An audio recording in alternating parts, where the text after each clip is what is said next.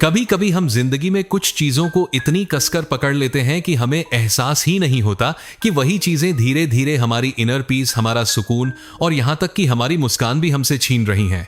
हमें लगता है कि अगर हमने उसे छोड़ दिया तो शायद हम अकेले रह जाएंगे, शायद जिंदगी अधूरी हो जाएगी, शायद हम खुद ही टूट जाएंगे। लेकिन असली सच्चाई अक्सर इसके बिल्कुल उलट होती है। जिस चीज को हम पूरी ताकत से पकड़े बैठे होते हैं, कई बार वही चीज हमें अंदर से लगातार तोड़ रही होती है। इसलिए छोड़ देना कमजोरी नहीं है, छोड़ देना एक कला है और इसी कला को समझाने की कोशिश करती है निक ट्रेंटन की गहराई से भरी और बेहद खूबसूरत किताब द आर्ट ऑफ लेटिंग गो। यह कोई ऐसी मोटिवेशनल किताब नहीं है जो बस 2 लाइनें बोलकर कह दे कि पुरानी बातें भूल जाओ और आगे बढ़ जाओ। नहीं, यह किताब हमें एक एक करके उन गांठों को खोलना सिखाती है जो सालों से हमारे अंदर बंधी हुई हैं। वह भी इस तरह कि खुद को तोड़ना न पड़े, बल्कि खुद को धीरे धीरे समझते हुए, स्वीकार करते हुए और आखिर में खुद को माफ करते हुए। शायद आपने भी कभी ऐसा दर्द महसूस किया होगा, किसी अपने का जिंदगी से दूर हो जाना, किसी ऐसे सपने का अधूरा रह जाना जिसे पूरा करने के लिए आपने अपना सब कुछ लगा दिया था, किसी पुरानी गलती का वह बोझ जो आज भी सीने के अंदर कहीं दबा हुआ है, या फिर अपने ही मन से उठती वह आवाज, काश मैंने ऐसा नहीं किया होता। द आर्ट ऑफ लेटिंग गो की शुरुआत वहीं से होती है जहां हम अंदर से टूट चुके होते हैं, लेकिन बाहर की दुनिया के सामने अब भी मुस्कुराते हुए नजर आते हैं। जहां हम लोगों से कहते हैं कि हम ठीक हैं, लेकिन हमारे अंदर कोई पुराना जख्म अब भी चुपचाप सांस ले रहा होता है। निक ट्रेंटन हमें एक बहुत सीधी लेकिन बेहद गहरी बात समझाते हैं। अगर हमें सच में अपनी जिंदगी में आगे बढ़ना है तो सबसे पहले हमें यह सीखना होगा कि आखिर हमें छोड़ना क्या है। क्योंकि जब तक हम पुरानी यादों, पुराने रिश्तों, पुराने पछतावों और बीते हुए कल की जंजीरों में बंधे रहेंगे, तब तक हमारे पास नए एक्सपीरियंस के लिए जगह ही नहीं बचेगी। हम नए दरवाजे खोलना चाहते हैं, लेकिन हमारे हाथ अभी भी पुराने दरवाजे की कुंडी पकड़े हुए हैं। यह किताब हमें खुद से बात करने की एक नई लैंग्वेज देती है, हमें अपने पुराने घावों को देखने के लिए एक नई नजर देती है, ताकि हम उनसे भागे नहीं और उन्हें देखकर डरे भी नहीं। और सबसे जरूरी बात, यह हमें वह करेज देती है जिसके सहारे हम खुद से कह सके, अब बहुत हो चुका, अब मैं खुद को आजाद करता हूं। द आर्ट ऑफ लेटिंग गो सिर्फ एक किताब नहीं है, यह एक मिरर है। ऐसा मिरर जिसमें हम पहली बार खुद को वैसे देख सकते हैं जैसे हम सच में हैं, बिना किसी मास्क के, बिना डर के और बिना उस पुराने बोझ के जिसे हम न जाने कितने सालों से अपने साथ लेकर चल रहे हैं। तो आइए आज एक नई शुरुआत करते हैं, लेकिन यह शुरुआत कुछ हासिल करने की नहीं है, यह शुरुआत कुछ छोड़ने की है।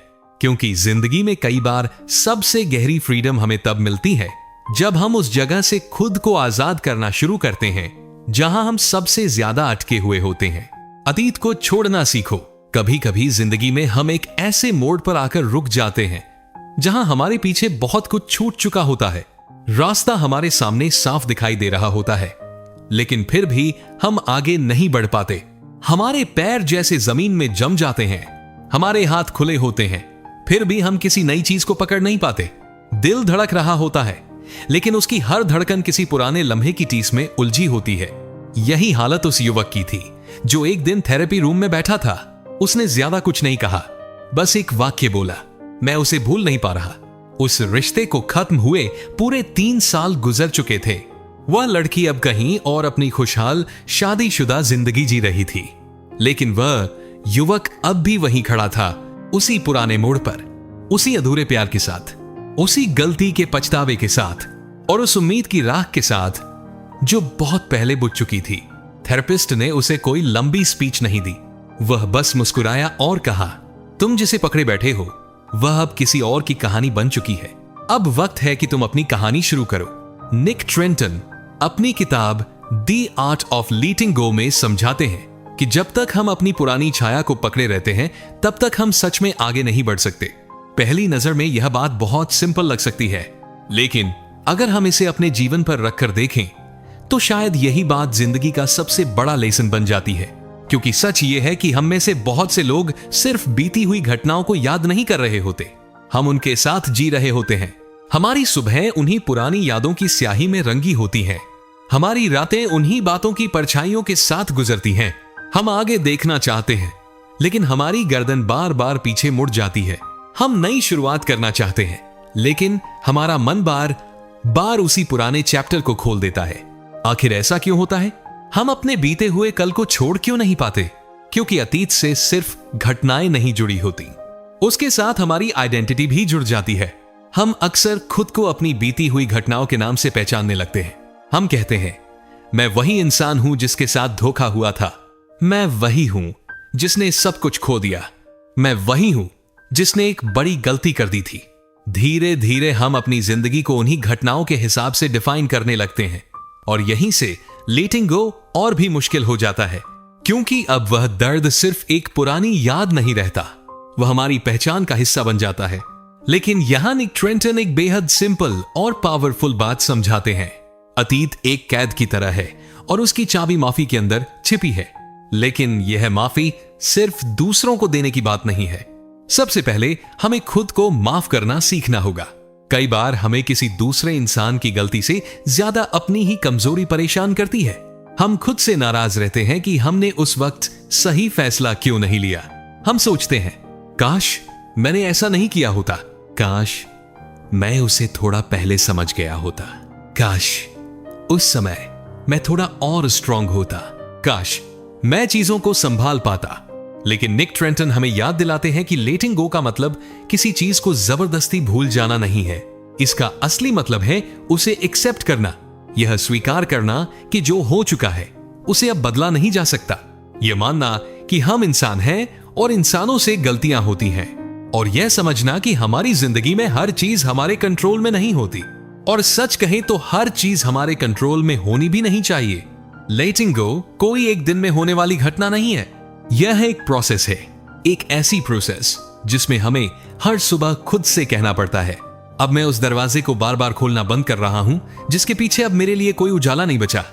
लेकिन यहां एक सवाल सामने आता है, क्या किसी चीज को छोड़ देना सच में आसान होता है? नहीं, बिल्कुल नहीं। कभी कभी कुछ यादें इतनी खूबसूरत होती हैं कि हमारा दिल उन्हें बार बार जीना चाहता है। कभी कभी कोई पुराना रिश्ता इतना गहराई से हमारे अंदर बस चुका होता है कि उसे छोड़ने का ख्याल ही खालीपन पैदा कर देता है।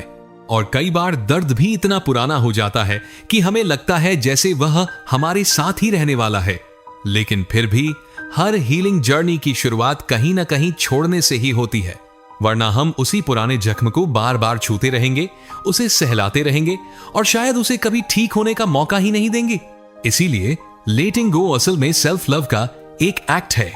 यह खुद से कहने जैसा है, अब मैं खुद को और सजा नहीं देना चाहता, अब मैं अपने दिमाग में वही पुरानी फिल्म बार बार नहीं चलाना चाहता जो हर बार मुझे अंदर से तोड़ देती है।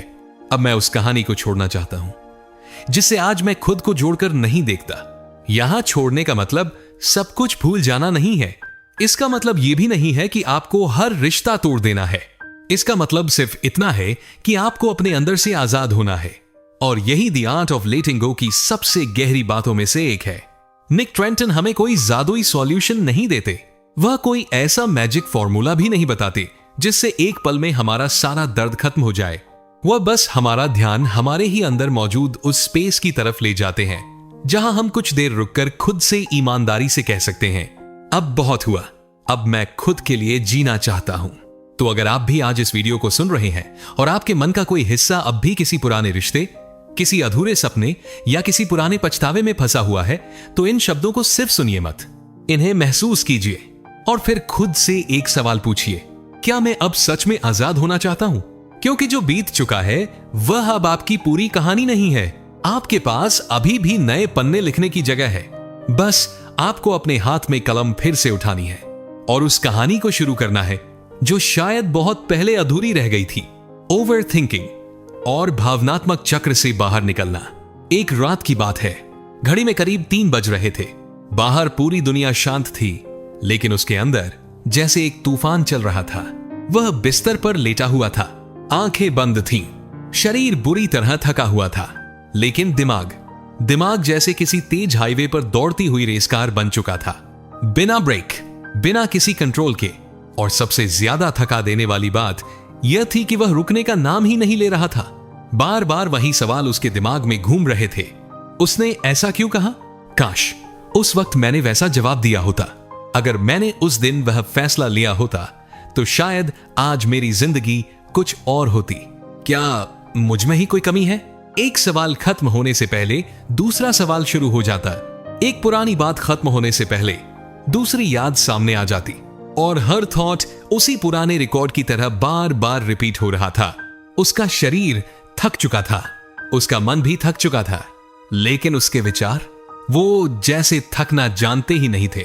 यही ओवरथिंकिंग है, एक ऐसा इनविजिबल साइकिल जो हमारे अंदर लगातार चलता रहता है, न रुकता है न थमता है। यह हमें रात में चैन से सोने नहीं देता, मन को सुकून नहीं लेने देता, और सबसे बड़ी बात, यह हमें उस पल में जीने नहीं देता जो अभी हमारे सामने मौजूद है। निक ट्रेंटन अपनी किताब द आर्ट ऑफ लेटिंग गो में एक बहुत गहरी बात कहते हैं। हमारे विचार हमेशा सच नहीं होते, कई बार वे सिर्फ उन एक्सपीरियंस की आवाज होते हैं जिनसे हम गुजर चुके हैं। वे हमारे बीते हुए अनुभवों की एक ही को होते हैं। जरूरी नहीं कि वही हमारी असली पहचान या सच्चाई हो। इसे एक सिंपल एग्जाम्पल से समझिए। मान लीजिए आप एक बिल्कुल खाली कमरे में खड़े हैं और जोर से कहते हैं, मैं बेकार हूं। कुछ ही पल बाद वही आवाज दीवारों से टकराकर वापस आती है, मैं बेकार हूं। लेकिन अब एक सवाल है, क्या दीवार से वापस आई वह आवाज सच में आपकी सच्चाई है? नहीं, वह सिर्फ एक इको है। आपने एक बार कुछ कहा और उसकी आवाज बार बार लौटती रही। हमारा दिमाग भी कई बार बिल्कुल इसी तरह काम करता है। हम अपनी जिंदगी में जो कुछ झेलते हैं वह हमारे अंदर एक इमोशनल इंप्रेशन छोड़ जाता है और फिर हमारा माइंड उन्हीं पुराने एक्सपीरियंस को बार बार रिप्ले करने लगता है। कहीं फिर से वही न हो जाए, कहीं मैं दोबारा फेल न हो जाऊं, कहीं मैं फिर से अकेला न पड़ जाऊं। ये थॉट्स बार बार लौटते हैं और धीरे धीरे हमारी सारी अटेंशन आज से हटकर उसी पुराने डर में फंस जाती है। हमारा प्रेजेंट मोमेंट हमारे सामने होता है, लेकिन हमारा माइंड कहीं और भटक रहा होता है। अब सवाल यह है कि आखिर ये विचार आते क्यों हैं? हम किसी एक गलती में, किसी एक घटना में, किसी एक इंसान की कही हुई बात में बार बार क्यों फंस जाते हैं? क्यों हमारा दिमाग उसी एक चीज को छोड़ने के लिए तैयार नहीं होता? क्योंकि हमारा दिमाग सर्टेनिटी चाहता है, उसे सिक्योरिटी चाहिए और सबसे ज्यादा उसे कंट्रोल चाहिए। हमारा ब्रेन कई बार यह मान लेता है कि अगर हम किसी प्रॉब्लम के बारे में बार बार सोचेंगे तो शायद हम उसे ठीक कर पाएंगे, शायद हम समझ जाएंगे कि गलती कहां हुई थी, शायद हम फ्यूचर में उसे दोबारा होने से रोक पाएंगे। लेकिन परेशानी यह है कि जिंदगी कभी भी पूरी तरह हमारे कंट्रोल में नहीं होती। और यही निक ट्रेंटन की बात बहुत इंपॉर्टेंट हो जाती है। वह कहते हैं, overthinking is a false form of control. यानी ओवरथिंकिंग हमें कंट्रोल का एक झूठा एहसास देती है।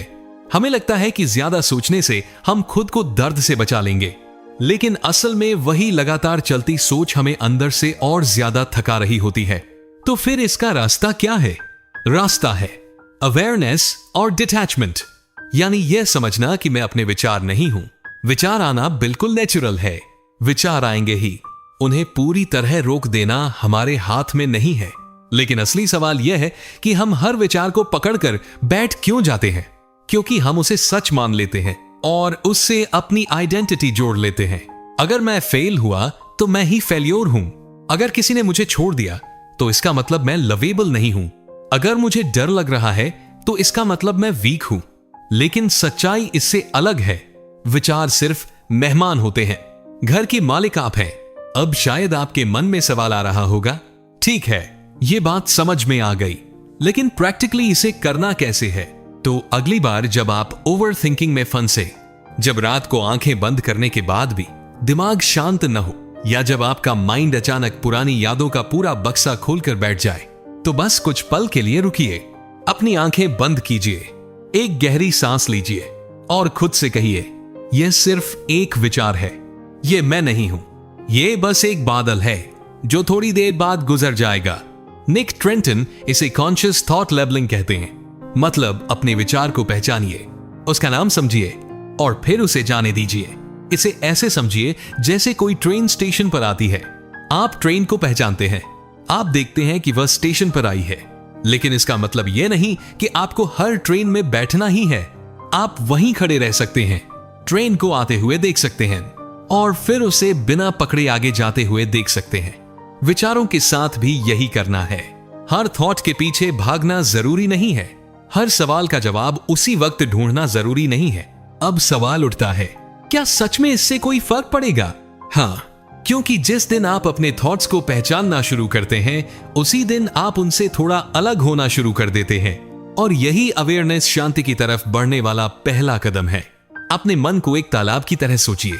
अगर उसमें कोई पत्थर फेंके और आप हर बार उस पत्थर पर रिएक्ट करने लगे, तो पानी की लहरें कभी शांत नहीं होंगी। लेकिन अगर आप बस बैठ जाएं, उन लहरों को देखें, उन्हें आने दें और जाने दें, तो धीरे धीरे वही पानी फिर से शांत होने लगेगा। और जब पानी शांत होगा तो उसकी गहराई भी साफ दिखाई देने लगेगी। इसी तरह हर बात का एनालिसिस करना जरूरी नहीं है, हर इमोशन को डिसेक्ट करना जरूरी नहीं है, हर थॉट को पकड़कर उसका मतलब निकालना जरूरी नहीं है। कभी कभी किसी इमोशन को बस महसूस करना, कुछ देर शांत रहना, एक गहरी सांस लेना और फिर आगे बढ़ जाना ही सबसे सही समझदारी होती है। ओवरथिंकिंग से बाहर निकलना कोई ऐसी चीज नहीं है जो एक रात में हो जाएगी। यह एक धीरे धीरे बनने वाली प्रैक्टिस है। लेकिन हर बार जब आप खुद को ओवरथिंक करते हुए पकड़ लेते हैं और अपने मन से कहते हैं, रुको, यह सिर्फ एक विचार है, तब आप एक छोटा लेकिन बेहद जरूरी कदम उठा रहे होते हैं। आप अपने थॉट्स के गुलाम बनने से थोड़ा और दूर जा रहे होते हैं और अपने ही मन के मालिक बनने की दिशा में एक कदम और आगे बढ़ रहे होते हैं। निक ट्रेंटन की किताब द आर्ट ऑफ लेटिंग गो हमें यही समझाती है कि विचारों को पूरी तरह रोकना हमारे हाथ में नहीं है। विचार आएंगे, पुरानी बातें याद आएंगी, कुछ डर बार बार सामने आएंगे, लेकिन उन विचारों से कितना जुड़ना है, उन्हें कितना महत्व देना है, यह फैसला हमारे हाथ में जरूर है। और जिस दिन हम हर थॉट को पकड़कर बैठना छोड़ देते हैं, उसी दिन वह विचार जो कभी हमारे लिए जंजीर बन चुके थे, धीरे धीरे अपना असर खोने लगते हैं। वे बस हवा की तरह आते हैं और फिर गुजर जाते हैं। इसलिए अभी बस एक गहरी सांस लीजिए और खुद से कहिए, मैं अपने विचारों से बड़ा हूं। मेरे विचार मेरी पूरी पहचान नहीं है, मैं उनसे अलग हूं और मैं आजाद हूं। लेकिन खुद को आजाद करना सिर्फ ओवरथिंकिंग से निकलने तक सीमित नहीं है। कई बार हमें उन लोगों से भी खुद को अलग करना पड़ता है जिनसे जुड़कर हम धीरे धीरे खुद को खोने लगते हैं। टॉक्सिक रिश्ते और इमोशनल अटैचमेंट। अगर किसी रिश्ते को छोड़ना हमने नहीं सीखा, तो एक दिन ऐसा आ सकता है जब उस रिश्ते को बचाते बचाते हम खुद को ही खो दें। क्योंकि प्यार का मतलब सिर्फ किसी के साथ बने रहना नहीं होता। अगर किसी रिश्ते में आपको लगातार दर्द, डर और बेचैनी मिल रही है, अगर वहां आपका सुकून धीरे धीरे खत्म हो रहा है, तो वही प्यार एक जिम्मेदारी की जगह जंजीर बन सकता है। कभी आपने सोचा है कि आखिर हम उन लोगों से इतना चिपके क्यों रहते हैं जो बार बार हमें अंदर से तोड़ते हैं, जो हमारे आत्मसम्मान को चोट पहुंचाते हैं, जो हमें बार बार छोटा महसूस कराते हैं? फिर भी हम उन्हें जाने देने के लिए तैयार क्यों नहीं होते? शायद इसलिए क्योंकि हम सिर्फ उस इंसान से अटैच्ड नहीं होते, हम उस पूरी कहानी से जुड़े होते हैं जो हमने उसके साथ अपने मन में बनाई होती है। हम उस उम्मीद को पकड़कर बैठे होते हैं कि शायद एक दिन सब बदल जाएगा, शायद एक दिन वह इंसान बदल जाएगा, शायद जो आज हमें दर्द दे रहा है वही कल हमें सबसे ज्यादा समझेगा। और यही हम खुद को सबसे बड़ा धोखा देते हैं। हम सामने मौजूद रियलिटी को छोड़कर उस फ्यूचर से प्यार करने लगते हैं जिसकी हमने सिर्फ कल्पना की है। निक ट्रेंटन इसी बात को बहुत साफ तरीके से समझाते हैं। हम कई बार रिश्ते को छोड़ने में इसलिए असमर्थ नहीं होते क्योंकि हम उस इंसान को बहुत ज्यादा चाहते हैं, बल्कि इसलिए क्योंकि हम उस इल्यूजन को छोड़ना नहीं चाहते जिसे हमने उस रिश्ते के अंदर जिया है। इसे एक कहानी से समझते हैं। नेहा एक साधारण लड़की थी, दिल से बहुत इमोशनल थी, लोगों पर भरोसा करती थी और जब किसी से जुड़ती थी तो पूरे दिल से जुड़ती थी। उसका एक बॉयफ्रेंड था, रोहित। रिश्ते की शुरुआत बिल्कुल किसी फेरी टेल जैसी थी। प्यार था, केयर थी, साथ घूमना था, साथ हंसना था, एक दूसरे के साथ वक्त बिताने में खुशी मिलती थी। नेहा को लगता था कि आखिर उसे वह इंसान मिल गया है जिसके साथ वह अपनी पूरी जिंदगी बिता सकती है। लेकिन धीरे धीरे सब कुछ बदलने लगा। रोहित ने नेहा के कपड़ों पर कमेंट्स करना शुरू कर दिया। वह उसे उसके दोस्तों से मिलने से रोकने लगा, उसकी सोशल मीडिया एक्टिविटी पर नजर रखने लगा और जब उसे गुस्सा आता तो वह नेहा को नीचा दिखाने में भी पीछे नहीं हटता। नेहा को यह सब तकलीफ देता था, वह डरती भी थी, लेकिन फिर भी वह उस रिश्ते से जुड़ी रही। हर बार जब रोहित अपनी गलती के बाद माफी मांगता, जब वह रोता, जब वह कहता आई एम सॉरी, मैं बदल जाऊंगा, तो नेहा फिर उसे माफ कर देती, क्योंकि उसके मन में एक उम्मीद थी। वह सोचती थी वो मुझसे प्यार करता है, बस गुस्से में ऐसा कर देता है। असल में वह दिल का अच्छा इंसान है। एक दिन सब ठीक हो जाएगा। लेकिन साल गुजरते गए और नेहा वहीं की वहीं खड़ी रही। रोहित में वह बदलाव नहीं आया जिसकी वह उम्मीद करती रही थी, और नेहा को वह रिस्पेक्ट भी नहीं मिला जिसकी वह हकदार थी। अब सवाल यह है, नेहा ने इतने साल उस रिश्ते में क्यों गुजार दिए? क्यों उसने इतना दर्द सहा? क्यों उसने समय रहते खुद को उस रिश्ते से अलग नहीं किया? क्योंकि असल में नेहा उस रिश्ते से ज्यादा उस सपने से प्यार कर रही थी जो उसने अपने मन में उस रिश्ते को लेकर बना लिया था। और यही गलती हम में से बहुत लोग करते हैं। हम इंसान को नहीं छोड़ना चाहते, हम उस उम्मीद को नहीं छोड़ना चाहते जो उस इंसान के साथ जुड़ी होती है। हम ये नहीं मानना चाहते कि जिस रिश्ते में हमने इतना कुछ लगाया था वह शायद वैसा नहीं बन पाएगा जैसा हमने सोचा था। हम अपने उस इन्वेस्टमेंट को वेस्ट होता हुआ नहीं देखना चाहते। हमने उसमें अपना वक्त दिया, अपनी इमोशंस दी, अपनी एनर्जी दी, कभी कभी तो अपनी पूरी आत्मा तक लगा दी।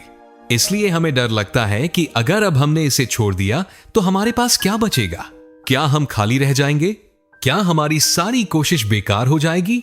लेकिन सच्चाई कई बार इससे भी ज्यादा पेनफुल होती है, क्योंकि हम अक्सर तब तक खाली हो चुके होते हैं, बस इसे स्वीकार करने की हिम्मत नहीं जुटा पाते। निक ट्रेंटन इस स्थिति को बहुत गहराई से समझाते हैं। वह बताते हैं कि टॉक्सिक रिश्ते हमें सिर्फ इसलिए नहीं तोड़ते क्योंकि उनमें बुरी चीजें होती हैं, वे हमें इसलिए भी तोड़ते हैं क्योंकि हम उनके अंदर कुछ अच्छा होने की उम्मीद छोड़ नहीं पाते, और यही उम्मीद धीरे धीरे एक जाल बन जाती है। हम सोचते रहते हैं शायद अगली बार सब ठीक होगा, शायद अब वह बदल जाएगा, शायद मुझे थोड़ा और वेट करना चाहिए। लेकिन इसी इंतजार में हमारी जिंदगी का बहुत सा हिस्सा निकल जाता है। इसलिए उस जाल से बाहर निकलने के लिए सबसे पहले हमें खुद से एक ऑनेस्ट सवाल पूछना होगा, क्या मैं सच में उस इंसान से प्यार करता हूं, या फिर मैं उस इंसान के साथ बनाए हुए अपने सपनों से प्यार करता हूं? अब शायद आपके मन में एक सवाल आएगा, तो क्या हर उस इंसान से रिश्ता खत्म कर देना चाहिए जो हमें कभी तकलीफ देता है? नहीं, बिल्कुल नहीं। यह कोई जिद नहीं है, यह किसी रिश्ते को बिना सोचे छोड़ देने की बात भी नहीं है। यह विवेक की बात है। हर रिश्ते में मुश्किलें आती हैं, हर रिश्ते में आर्ग्यूमेंट्स होते हैं, हर रिश्ते में ऐसे मोमेंट्स आते हैं जब दोनों लोगों को एक दूसरे को समझने की जरूरत पड़ती है। लेकिन असली फर्क यहां है, क्या वह रिश्ता आपको बेहतर बना रहा है या धीरे धीरे आपको अंदर से कम करता जा रहा है? क्या आप उस रिश्ते में ग्रो कर रहे हैं या हर दिन थोड़ा थोड़ा सिकुड़ते जा रहे हैं? क्या वहां आप खुद की तरह रह पा रहे हैं, या हर समय आपको यह साबित करना पड़ता है कि आपकी वैल्यू है? क्योंकि टॉक्सिक रिश्ता सिर्फ फिजिकल वायलेंस का नाम नहीं है। कई बार टॉक्सिक रिश्ता वह भी होता है जहां आपकी फीलिंग्स को बार बार इग्नोर किया जाता है, जहां आपको लगातार अपनी वैल्यू प्रूव करनी पड़ती है, जहां हर सिचुएशन में आपको ही गलत ठहराया जाता है, जहां सामने वाला अपनी गलती के बाद सिर्फ सॉरी बोलता है लेकिन बिहेवियर बदलने की कोशिश नहीं करता, और धीरे धीरे माफी एक हैबिट बन जाती है लेकिन सुधार कभी नहीं आता। अगर आप भी किसी ऐसे रिश्ते में हैं जहां हर दिन आपको लगता है कि आप खुद से थोड़ा और दूर होते जा रहे हैं, जहां प्यार बचाने की कोशिश में आपका सेल्फ रिस्पेक्ट खत्म हो रहा है, जहां किसी और को खुश रखने के लिए आपको बार बार खुद को दबाना पड़ रहा है, तो एक पल के लिए रुकिए, अपने अंदर झांकिए और खुद से साफ शब्दों में कहिए, मैं प्यार के नाम पर खुद को नहीं खोऊंगा। अब सवाल आता है, आखिर लेटिंग गो करना क्या किसी के साथ क्रूरता है? निक ट्रेंटन इस बात को बिल्कुल साफ रखते हैं। Letting go of toxic people isn't cruelty, it's self-care। यानी जो इंसान आपके लिए सही नहीं है उससे दूरी बनाना बेरहमी नहीं है, कई बार खुद को बचाने के लिए लिया गया। यही फैसला असल में खुद के प्रति सच्ची वफादारी होता है, क्योंकि अगर कोई रिश्ता लगातार आपकी इनर पीस छीन रहा है, आपकी खुशी कम कर रहा है और आपको अंदर से तोड़ रहा है, तो उससे दूरी बनाना गलत नहीं है। कभी कभी दूरी जरूरी होती है, क्योंकि जिस रिश्ते में आपकी आत्मा को सुकून ही न मिले वह सिर्फ एक रिश्ता नहीं रह जाता, वह एक इमोशनल प्रिजन बन जाता है, और इसे पहचानना बहुत जरूरी है। अगर कोई इंसान आपको हर छोटी बड़ी बात पर खुद को जस्टिफाई करने के लिए मजबूर करता है, हर बार पूछता है कि तुम कहां थे, किससे मिले, क्यों मिले, आपके फैसलों पर बार बार डाउट करता है, आपकी ग्रोथ से परेशान होता है, आपको आगे बढ़ने के बजाय पीछे खींचता है, तो शायद वह इंसान आपके साथ नहीं है, वह सिर्फ अपने ईगो के साथ खड़ा है। लेकिन लेटिंग गो का मतलब हमेशा अकेला रह जाना नहीं होता। कई बार किसी इंसान से दूर होना ही वह रास्ता बन जाता है जो हमें वापस खुद तक ले आता है, क्योंकि जिंदगी में आपका सबसे पहला और सबसे जरूरी रिश्ता किसी दूसरे इंसान के साथ नहीं, खुद के साथ होता है। निक ट्रेंटन की किताब द आर्ट ऑफ लेटिंग गो हमें यही समझाती है कि जिंदगी का हर बोझ हमारे सिर पर दिखाई नहीं देता। कुछ बोझ हमारे दिल के अंदर छिपे होते हैं, हम उन्हें लेकर चलते रहते हैं लेकिन किसी को दिखाई नहीं देते। और ऐसे बोझ को नीचे रखने का रास्ता एक ही है, सच्चाई को देखना, उसे एक्सेप्ट करना और फिर धीरे धीरे उसे अपने दिल से जाने देना। अगर कोई रिश्ता आपको अंदर से तोड़ रहा है तो उस रिश्ते को बचाने की जिम्मेदारी आपकी नहीं है, लेकिन खुद को उस रिश्ते से आजाद करने की जिम्मेदारी जरूर आपकी है। तो खुद से पूछिए, क्या मैं उस रिश्ते को छोड़ने के लिए तैयार हूं जो मुझे लगातार अंदर से कमजोर कर रहा है? क्या मैं एक बार फिर अपनी आवाज सुनने के लिए तैयार हूं? क्या मैं खुद को समझने और अपनी जरूरतों को पहचानने के लिए तैयार हूं? अगर जवाब हां है तो यकीन मानिए आप पहली बार किसी और को नहीं, खुद को प्यार करना सीख रहे हैं। और यही बात हमें अपने विचारों को लेकर भी समझनी होगी। आप अपने विचार नहीं हैं, आप वह हर चीज नहीं है जो आपके दिमाग में आती रहती है। आप वह इंसान हैं जो अपने विचारों को देख सकता है। हर थॉट को सच मान लेना जरूरी नहीं है, हर सोच पर रिएक्ट करना भी जरूरी नहीं है। हर विचार एक मेहमान की तरह है, वह कुछ देर आपके मन में ठहरेगा, कुछ हलचल करेगा, और अगर आप उसे पकड़कर नहीं बैठेंगे तो धीरे धीरे चला भी जाएगा। लेकिन आप उस घर की तरह हैं जिसमें ये मेहमान आते जाते रहते हैं। घर अपनी जगह बना रहता है, स्थिर, शांत, मौजूद। कभी आपने ध्यान दिया है कि हम पूरे दिन अपने आप से कितनी बातें करते रहते हैं? सुबह आंख खुलते ही मन कह सकता है आज भी कुछ अच्छा नहीं होने वाला, काम में जरा सी गलती हुई नहीं कि तुरंत एक और आवाज आती है, मैं तो हमेशा सब कुछ खराब कर देता हूं। और फिर अगर हमारे पास खड़ा कोई दूसरा इंसान तारीफ पाले तो मन तुलना शुरू कर देता है, मैं उसके जैसा क्यों नहीं बन पाया। ये आवाजें बाहर से नहीं आती, ये हमारी अपने मन के अंदर चल रही बातचीत होती हैं। और सबसे हैरान करने वाली बात यह है कि हम सिर्फ इन बातों को सुनते नहीं हैं, हम कई बार इन्हें सच भी मान लेते हैं। अब एक छोटा सा एग्जाम्पल सोचिए, आप सड़क पर चल रहे हैं और आपको एक अजनबी दिखाई देता है। वह खुद से कह रहा है मैं बेकार हूं, कोई मुझसे प्यार नहीं करता, मैं किसी काम का नहीं हूं। अगर आप उसकी बातें सुन लें तो शायद आपके अंदर उसके लिए सिंपैथी पैदा हो जाए। आप सोचेंगे बेचारा कितना टूटा हुआ इंसान है। लेकिन अब जरा रुकिए और खुद से पूछिए, क्या हम भी कभी अपने साथ बिल्कुल ऐसा ही व्यवहार नहीं करते? फर्क सिर्फ इतना है कि उस अजनबी की आवाज हमें बाहर से सुनाई देती है, लेकिन हमारी अपनी आवाज हमारे दिमाग के अंदर इतनी क्वाइटली चलती रहती है कि हमें पता भी नहीं चलता कि कब हमने उसे सच मान लिया। निक ट्रेंटन इस विषय पर एक बहुत गहरी बात कहते हैं, you are not your thoughts, you are the observer of your thoughts. यानी आप अपने विचार नहीं हैं, आप वह हैं जो अपने विचारों को देख सकता है। और यह सिर्फ एक अच्छी लाइन नहीं है, यह अपने आप को समझने का एक नया तरीका है, एक तरह की जागरूकता है। हमारे मन में हर दिन हजारों थॉट्स आते हैं, कुछ बहुत अच्छे होते हैं, कुछ कड़वे होते हैं, कुछ डर पैदा करते हैं और कुछ हमें पूरी तरह निराश कर देते हैं। लेकिन इन सभी थॉट्स में एक चीज कॉमन है, वे सिर्फ विचार हैं, वे अपने आप में रियलिटी नहीं है। इसे ऐसे समझिए जैसे आकाश में बादल आते हैं, कोई बादल हल्का होता है, कोई घना, कोई काला, लेकिन कोई भी बादल हमेशा आकाश में नहीं रहता। वह आता है, कुछ समय ठहरता है और फिर हवा के साथ आगे निकल जाता है। हमारे थॉट्स भी कुछ ऐसे ही होते हैं, वे आते हैं, कुछ देर हमारे मन में रहते हैं और अगर हम उन्हें पकड़कर नहीं बैठते तो वे आगे निकल जाते हैं। समस्या तब शुरू होती है जब हम किसी थॉट को अपनी आइडेंटिटी बना लेते हैं। मन में एक विचार आया, मैं किसी काम का नहीं हूं, और हम तुरंत जवाब दे देते हैं, हाँ, शायद सही ही तो है, मैं ऐसा ही हूं। बस यहीं से अपने ही खिलाफ एक झूठी लड़ाई शुरू हो जाती है। एक थॉट आया था, लेकिन हमने उसे अपनी पहचान बना लिया और फिर वही थॉट हमें डिफाइन करने लगता है। लेकिन इस सोच के इस चक्र को तोड़ने का रास्ता भी हमारे अंदर ही मौजूद है। इसीलिए निक ट्रेंटन हमें सिखाते हैं कि हमें अपने थॉट से थोड़ी दूरी बनानी होगी। इसका मतलब यह बिल्कुल नहीं है कि विचारों को दबाना है या उनसे डरकर भागना है, और न ही हर नेगेटिव थॉट को जबरदस्ती हटाना है। इसका मतलब सिर्फ इतना है कि जब कोई थॉट आपके मन में आए तो आप उसे पहचान सकें और खुद से कह सकें, यह मेरे मन में आया हुआ एक विचार है, लेकिन यह मैं नहीं हूं, मैं वह हूं जो इन विचारों को देख रहा है। यह छोटा सा फर्क बहुत बड़ा बदलाव ला सकता है, क्योंकि जिस पल हम किसी नेगेटिव थॉट को खुद से अलग करके देखना सीख जाते हैं, उसी पल हम उसके कंट्रोल से बाहर निकलने की शुरुआत कर देते हैं। इसे एक कहानी के जरिए समझते हैं। एक लड़का था जिसका नाम था राघव। जब भी राघव अपनी जिंदगी में कुछ नया शुरू करने की सोचता, उसके मन में एक आवाज उठती, तू नहीं कर पाएगा, और बस वह वहीं रुक जाता। उसे नया बिजनेस शुरू करना था, लेकिन डर गया। किसी लड़की से बात करनी थी, लेकिन खुद को रोक लिया।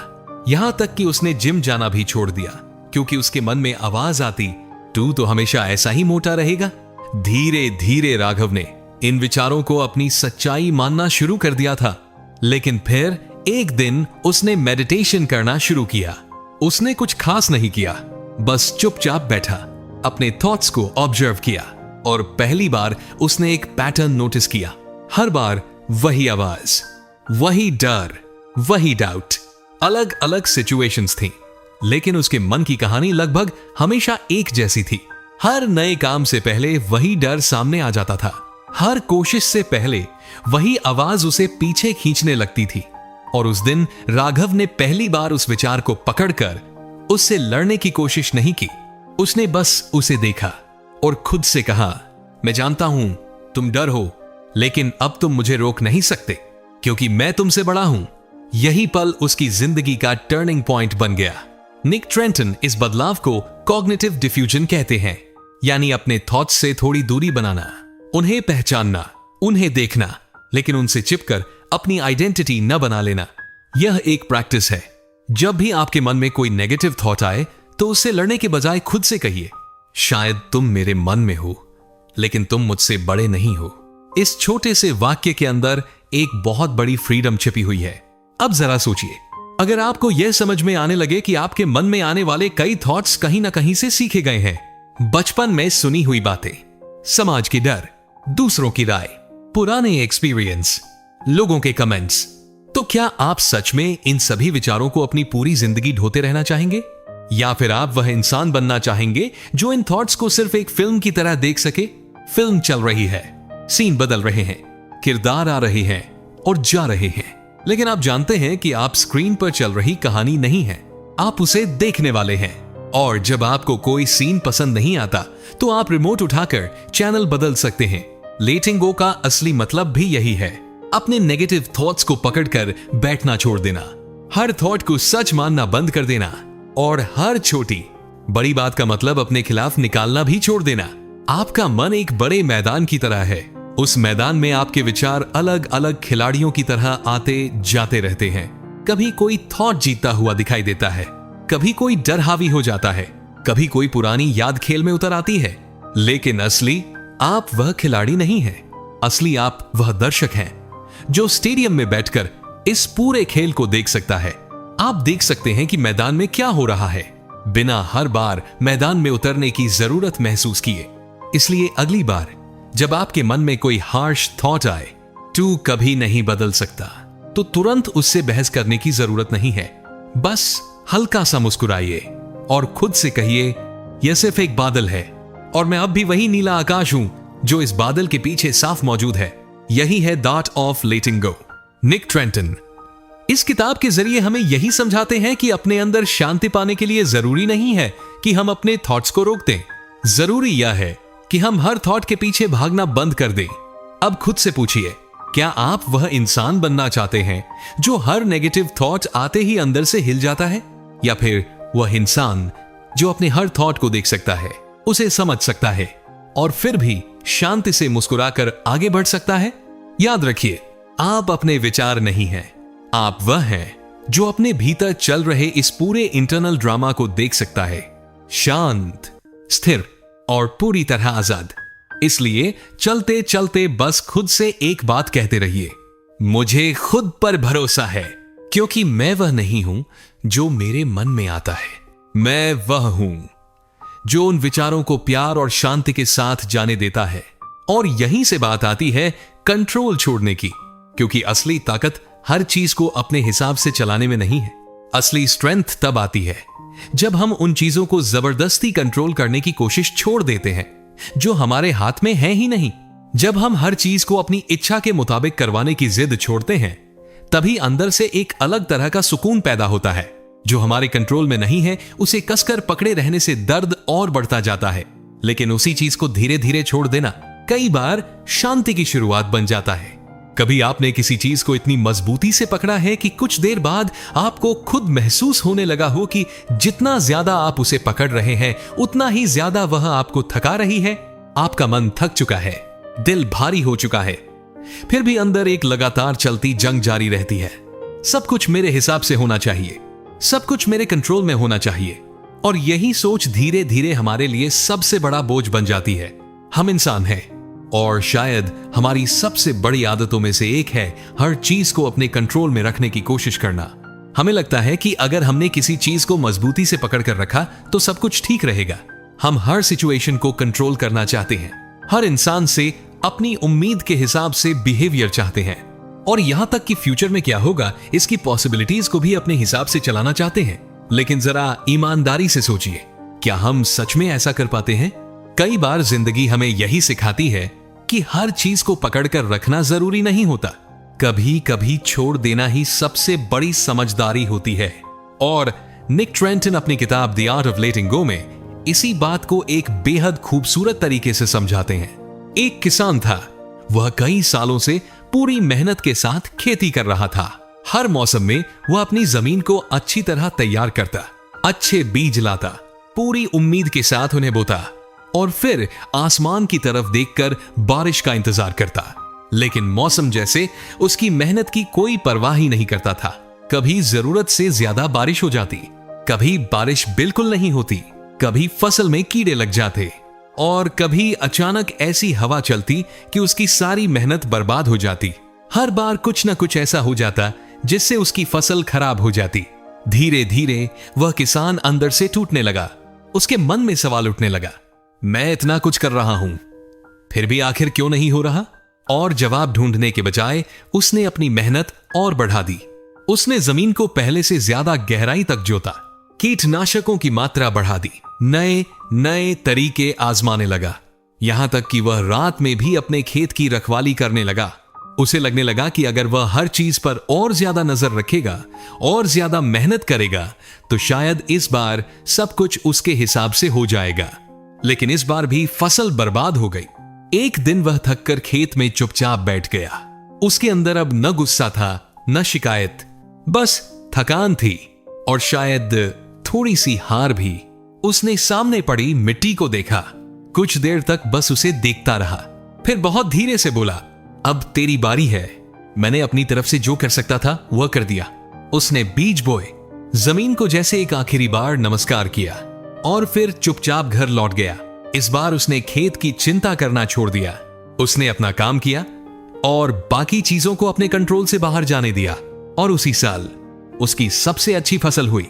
अब जरा सोचिए, जिस वक्त उसने हर चीज को कंट्रोल करना छोड़ दिया, उसी वक्त उसे वह मिला जिसके लिए वह इतने समय से कोशिश कर रहा था। लेकिन यह कहानी सिर्फ एक किसान और उसकी फसल की नहीं है, यह कहानी हमारे मन के खेत की भी है, क्योंकि हम भी अपनी जिंदगी में बहुत सी चीजों को जरूरत से ज्यादा कसकर पकड़ लेते हैं। कभी कोई ऐसा रिश्ता जो अब पहले जैसा नहीं रहा, कभी कोई ऐसा सपना जो टूट चुका है, और कभी परफेक्शन की वह जिद जिसके पीछे भागते भागते हम अपने ही दिल को सजा देते हैं। हमें लगता है अगर मैं थोड़ा और कोशिश करूं, अगर मैं थोड़ा और प्रेशर डालूं, अगर मैं इसे थोड़ा और मजबूती से पकड़ कर रखूं, तो शायद सब कुछ ठीक हो जाएगा। लेकिन जिंदगी कई बार इसका बिल्कुल उल्टा रिजल्ट देती है। इसे ऐसे समझिए जैसे आपकी मुट्ठी में रेत हो। आप उसे जितना ज्यादा कसकर पकड़ेंगे, रेत उतनी ही तेजी से आपकी उंगलियों के बीच से निकलती जाएगी। निक ट्रेंटन इसी बात को समझाते हुए कहते हैं कि जिन चीजों को हम सबसे ज्यादा कंट्रोल करना चाहते हैं, कई बार उन्हीं चीजों को छोड़ने के बाद हमें सबसे ज्यादा फ्रीडम महसूस होती है। लेकिन इसका मतलब यह नहीं है कि आपको कोशिश करना बंद कर देना चाहिए। इसका मतलब यह भी नहीं है कि आप हार मान लें या हर चीज के प्रति इंडिफरेंट हो जाएं। लेटिंग गो का मतलब गिविंग अप नहीं है। लेटिंग गो का मतलब है गिविंग स्पेस, यानी यह भरोसा करना कि जो कुछ आपके हिस्से में करना था वह आपने कर दिया। अब चीजों को अपना समय लेने दीजिए, उन्हें सेटल होने दीजिए, उन्हें बदलने का मौका दीजिए और उन्हें अपने समय पर ग्रो करने और खिलने की जगह दीजिए। हम सबकी जिंदगी में कुछ लोग होते हैं, कुछ घटनाएं होती हैं, कुछ उम्मीदें होती हैं और कुछ ऐसे रिजल्ट्स होते हैं जिन्हें हम छोड़ना नहीं चाहते। कभी हमारा अतीत हमें पकड़े रहता है, कभी कोई उम्मीद और कभी कोई इंसान, लेकिन हर बार उस पकड़ का बोझ आखिरकार किसके ऊपर आता है? हमारे ऊपर। जिन लोगों से हम कुछ चाहते हैं, जरूरी नहीं कि उनका जीवन उस उम्मीद के बोझ से दबे, लेकिन हम खुद अंदर से टूटते जाते हैं। हम इंतजार करते रहते हैं, बार बार सोचते हैं, बार बार कोशिश करते हैं और धीरे धीरे खुद को खोने लगते हैं।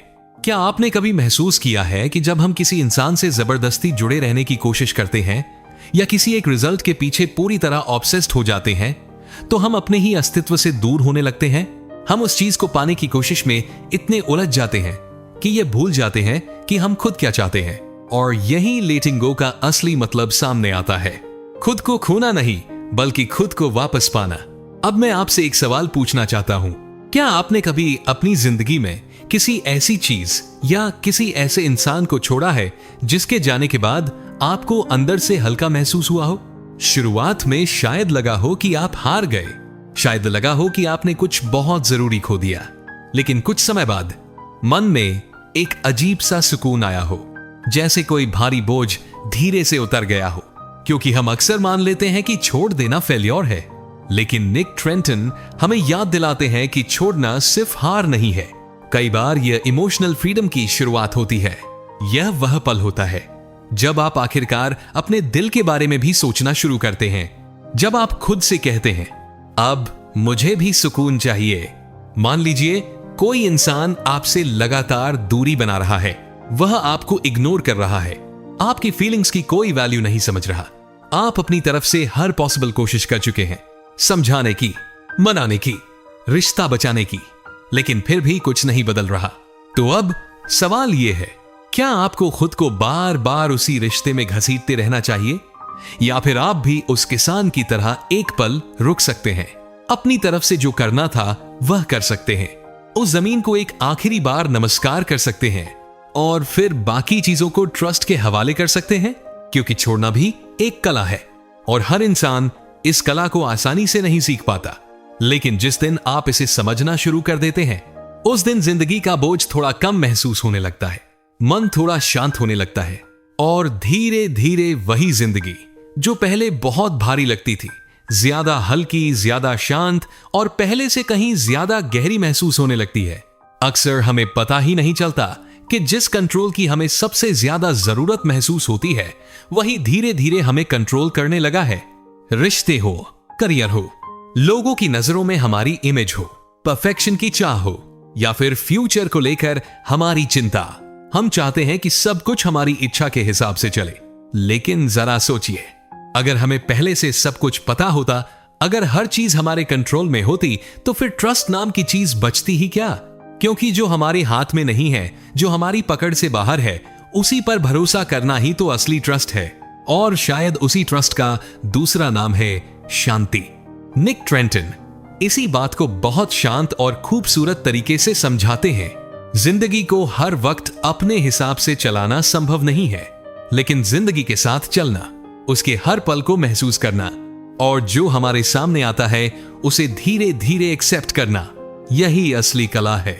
इसलिए अब सवाल यह नहीं है कि आप क्या पकड़कर बैठे हैं, असल सवाल यह है, आप क्या छोड़ने के लिए तैयार हैं? शायद वह पुरानी शिकायत जिसे आप सालों से अपने अंदर लेकर घूम रहे हैं, शायद हर हाल में परफेक्ट बनने की वह जिद जिसने आपको खुद से ही नाराज कर रखा है, या फिर वह डर जो हर रात आपकी नींद छीन लेता है। शायद अब उन्हें छोड़ने का वक्त है, क्योंकि कई बार जब हम किसी चीज को छोड़ना सीखते हैं तभी हम पहली बार खुद को सच में थाम पाते हैं। लेटिंग गो कोई अचानक होने वाली घटना नहीं है, यह एक प्रोसेस है, एक धीमी लेकिन बहुत गहरी जर्नी, जिसमें आप हर दिन थोड़ा थोड़ा करके खुद को फॉरगिव करना सीखते हैं, अपनी जिंदगी को एक्सेप्ट करना सीखते हैं, बीती हुई बातों से लड़ना कम करते हैं और धीरे धीरे खुद को उस बोझ से मुक्त करते जाते हैं जिसे आप बहुत लंबे समय से उठाए हुए थे। क्योंकि जिंदगी की असली खूबसूरती शायद चीजों को कसकर पकड़ने में नहीं, बल्कि उनके साथ बहना सीखने में छिपी है। और यही है the art of letting go, Nick Trenton की इस गहरी किताब से मिलने वाली सबसे खूबसूरत सीखों में से एक। अब सवाल आपसे है, आप क्या छोड़ना चाहते हैं? क्या वह कोई अधूरा रिश्ता है, वह पुरानी गलती है जो आज भी आपके दिल पर बोझ बनी हुई है, या फिर आपके अंदर की वह आवाज जो हर बार कहती है तू काबिल नहीं है? शायद वह कोई ऐसा सपना है जिसे पूरा करने की कोशिश करते करते आप खुद थक चुके हैं, या फिर कोई ऐसी परछाई जो हर वक्त आपके साथ चलती है। डर, चिंता, असुरक्षा, जो भी है, याद रखिए उसे छोड़ना कमजोरी नहीं है, बल्कि छोड़ देना एक अंदरूनी ताकत है। यह उस पल की निशानी है जब आप समझ जाते हैं कि जिंदगी को हर वक्त पकड़कर रखने की जरूरत नहीं है, अब आप उसे महसूस करना सीख रहे हैं। निक ट्रेंटन की द आर्ट ऑफ लेटिंग गो हमें यही समझाती है कि जिसे हम मजबूती से पकड़े हुए हैं जरूरी नहीं कि वही हमें बचा रहा हो सकता है जिसे हम अपना सहारा समझ रहे हैं वही हमें धीरे धीरे अंदर से तोड़ रहा हो। और जब हम आखिरकार उसे छोड़ देते हैं तो हम सिर्फ किसी चीज को अपनी जिंदगी से जाने नहीं देते, हम अपने आप का एक हिस्सा वापस पा लेते हैं।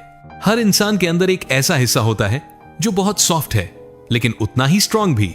वह हिस्सा बस इंतजार करता रहता है कि हम कब अपने बोझ नीचे रखेंगे, कब खुद से दोबारा मिलेंगे, कब यह कहना बंद करेंगे मैं टूट चुका हूं, और इसकी जगह कहना शुरू करेंगे मैं फिर से खुद को जोड़ने के लिए तैयार हूं। तो आइए इस सफर को वहीं से शुरू करते हैं जहां आपने शायद आखिरी बार खुद को खोया था, बिना किसी शोर के, बिना किसी प्रेशर के, बिना खुद पर कोई मजबूरी डाले। बस एक पल के लिए रुकिए, एक गहरी सांस लीजिए और अपने अंदर धीरे से कहिए अब बहुत हुआ, अब मैं खुद को आजाद करता हूं। अब आपको हर चीज को पकड़कर रखने की जरूरत नहीं है, अब आपको हर चीज को अपने हिसाब से चलाने की जरूरत नहीं है। अब आपको बस जिंदगी की उस लहर के साथ बहना है जो शायद बहुत समय से आपको अपनी तरफ बुला रही थी, लेकिन आप उसे सुन नहीं पा रहे थे। अब आप आजाद हैं, अब आप खुद को वह सब देने के काबिल हैं जिसकी उम्मीद आप इतने समय से दूसरों से करते आए हैं। प्यार, सम्मान, सुकून और एक्सेप्टेंस। अब अपनी शांति की जिम्मेदारी आपके हाथ में है, आप अपनी पीस के रक्षक हैं, और यही इस पूरी जर्नी का सबसे खूबसूरत हिस्सा है।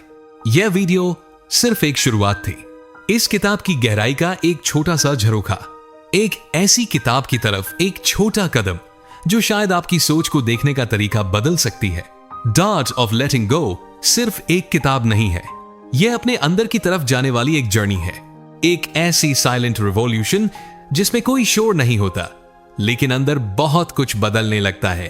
और इस सफर से गुजरते हुए शायद आप खुद को पहले से ज्यादा समझदार, मजबूत और अपने पैरों पर खड़ा हुआ महसूस करें। अगर आपको यह वीडियो अच्छा लगा हो तो वीडियो को लाइक जरूर करें और चैनल को सब्सक्राइब करना बिल्कुल ना भूलें, क्योंकि हम आपके लिए ऐसी किताबों की समरी लेकर आते हैं जिनमें सिर्फ जानकारी नहीं होती, बल्कि ऐसी बातें होती हैं जो सच में हमारी सोच और जिंदगी को देखने का नजरिया बदल सकती हैं।